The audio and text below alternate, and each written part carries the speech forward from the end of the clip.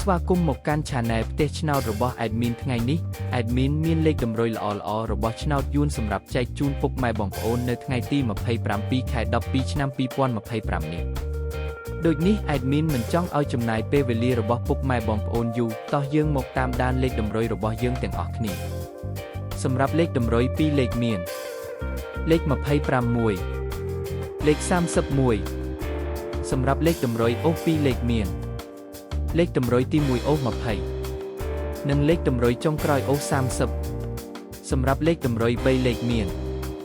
112គុណនិង0510គុណ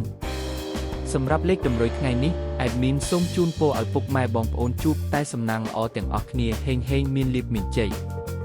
ជាចុងក្រោយសូមកុំភ្លេចជួយចុច Subscribe និង Comment ហើយដាក់សញ្ញារូបកណ្ដឹងដើម្បីជួយផ្ដល់កម្លាំងចិត្តមកកាន់ Admin ជាពិសេសងាយស្រួលតាមដានវីដេអូថ្មីនិងលេខតម្រុយល្អៗជាប្រចាំថ្ងៃជាមួយ Admin សូមគោរពលាពុកម៉ែបងប្អូនពីខ្ញុំបាទ Admin ផ្ទះឆ្នោតសំណាងល្អទាំងអស់គ្នាសូមអរគុណ